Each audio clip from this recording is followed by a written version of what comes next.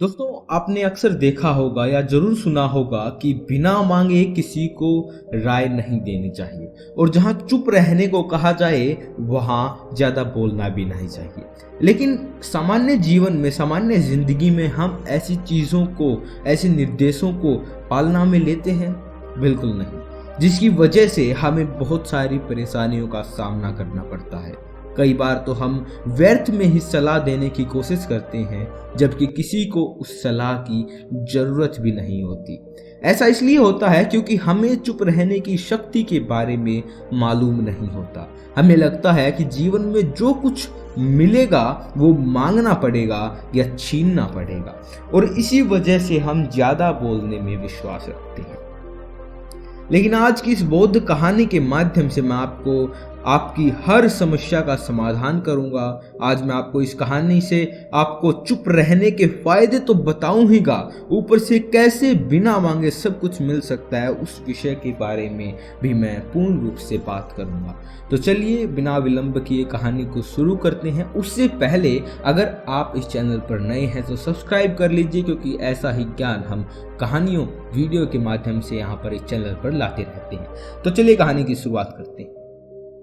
पुराने समय में एक गांव के बाहरी छोर पर एक आश्रम बना हुआ था। आश्रम के सभी बच्चे जब दूसरे कामों में लगे रहते थे तो एक बच्चा कोने में बैठा अपने आप में खोया रहता था।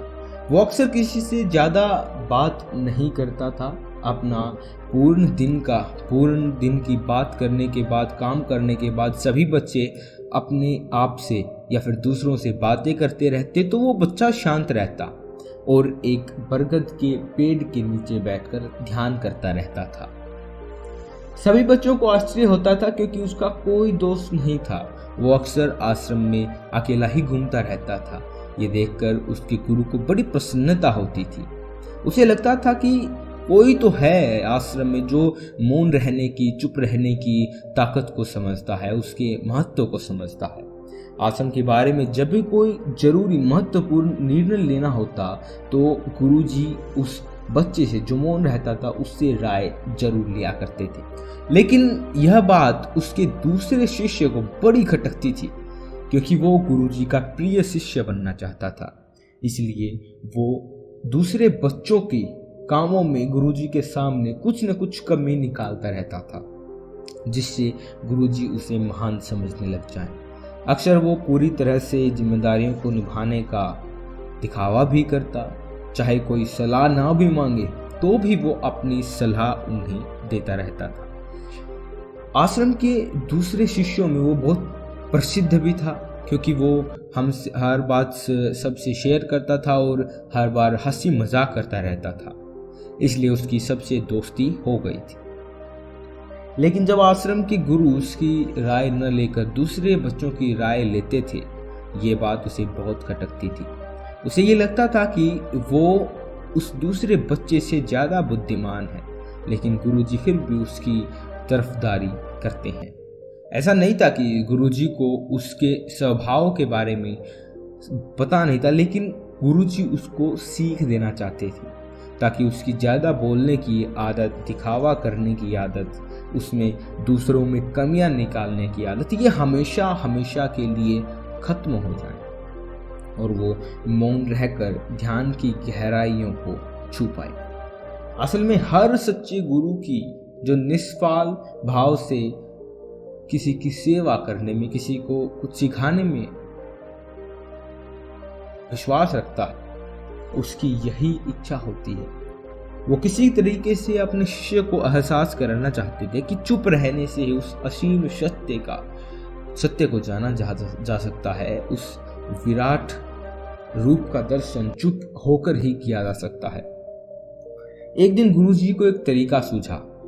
उन्होंने आश्रम के सभी बच्चों को अपने पास बुलाया और कहा, मैं तुम सभी बच्चों को 2 हिस्सों में बांटकर अलग अलग गांव में भिक्षा मांगने के लिए भेज रहा हूं, और जो 2 बच्चे सबसे ज्यादा भिक्षा मांग कर लाएंगे उन दोनों को आश्रम की सभी जिम्मेदारियों को निभाने का मौका दिया जाएगा, सभी अहम फैसलों को लेने का मौका दिया जाएगा। फिर गुरुजी ने बताया कि भिक्षा मांगने से हमारा अहंकार खत्म होता है, इसलिए हर शिष्य पूरे मन से भिक्षा मांगे। कोई भी इस काम को औपचारिकता में न ले, वरना वो अपने जीवन का बहुत बड़ा ज्ञान खो देंगे। आश्रम के गुरुजी ने जानबूझकर वो आसान शिष्य और जो ज्यादा बोलता था उन दोनों की जोड़ी बना दी। जो एक जोड़ा था उसमें उनको रख दिया, जिसमें सभी शिष्यों के बारे में में से जो ज़्यादा बोलता था उसके मन में यही बात चल रही थी कि वो गुरुजी को दिखा देगा कि वो चुप रहने वाले शिष्य से कितना ज़्यादा प्रतिभावान है। दोनों ने अपनी सहमति से निर्णय लिया कि दोनों गांव के अलग अलग कोने से भिक्षा मांगना शुरू करेंगे, ताकि भिक्षा मांगने का काम जल्दी खत्म किया जा सके।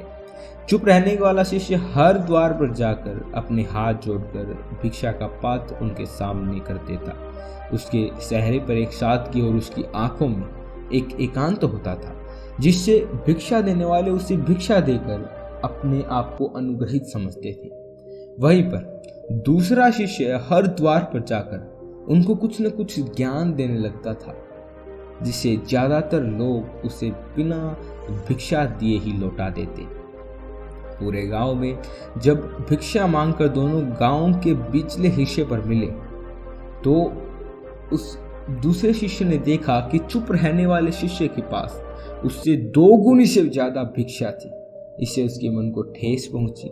लेकिन जब वो दोनों भिक्षा का सामान लेकर आश्रम की तरफ जा रहे थे, तब वो अचाल शिष्य ने चालाकी से उसे चुप रहने वाले शिष्य से कहा कि हमें भिक्षा एक ही थैले में डाल देनी चाहिए।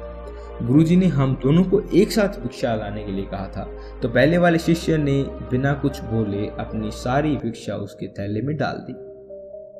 वो अचाल शिष्य मन ही मन बहुत खुश हो रहा था कि गुरुजी को ये पता नहीं चलेगा कि हम में से ज्यादा भिक्षा किसने मांगी है। उसे लग रहा था कि गुरुजी मुझे इससे कम प्रतिभावान समझेंगे, इसलिए उसने एक तरकीब लगाई।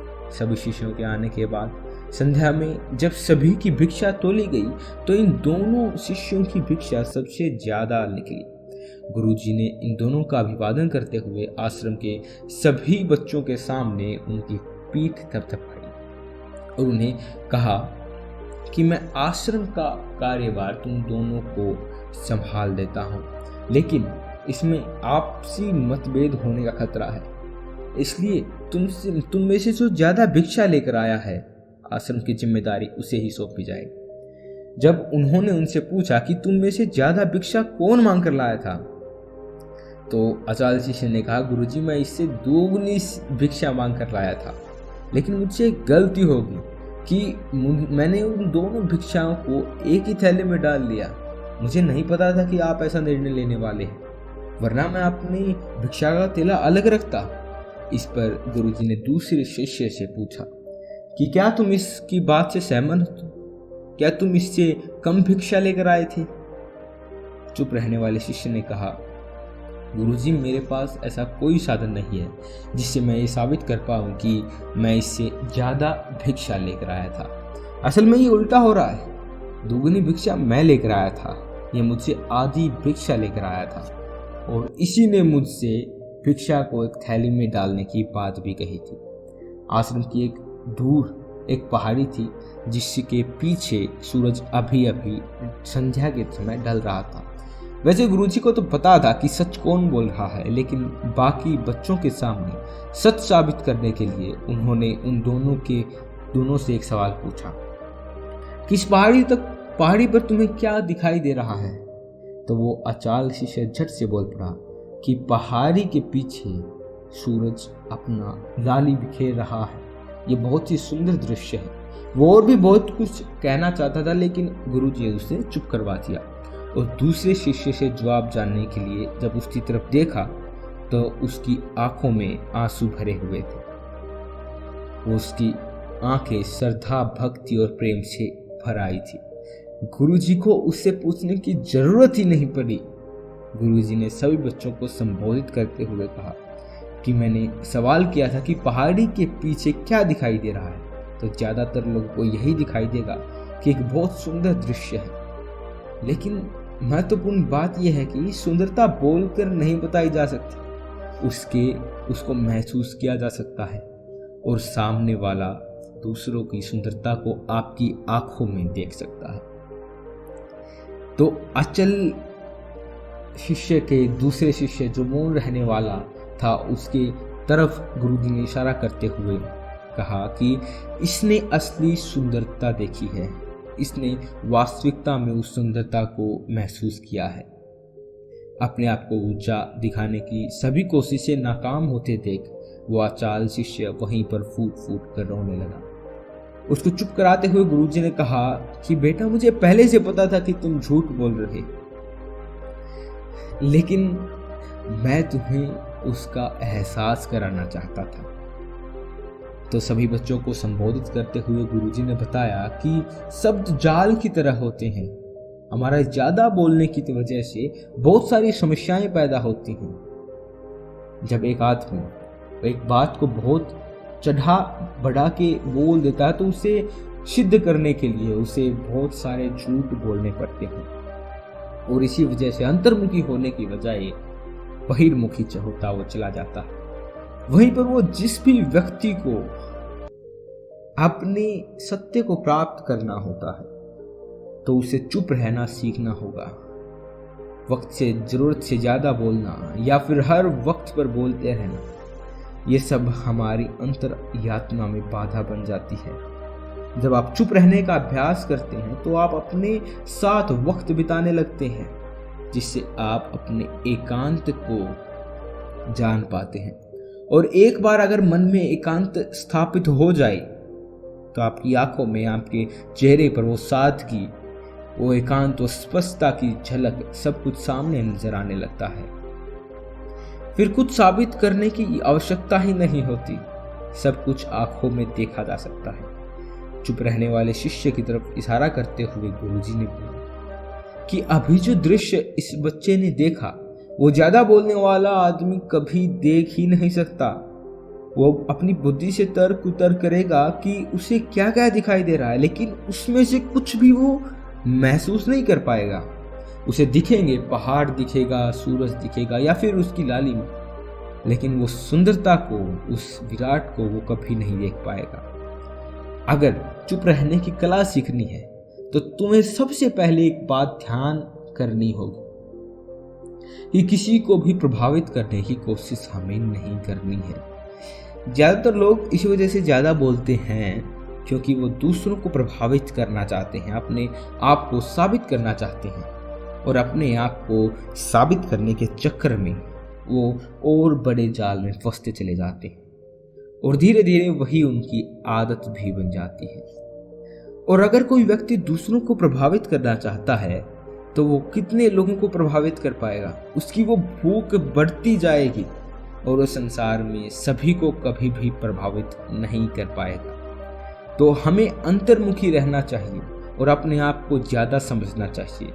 अपनी बात को खत्म करते हुए गुरुजी ने अपना आखिरी संदेश दिया। उन्होंने बताया कि अगर कोई व्यक्ति ज्यादा समय तक चुप नहीं रह सकता तो उसे थोड़े समय का अभ्यास करना चाहिए।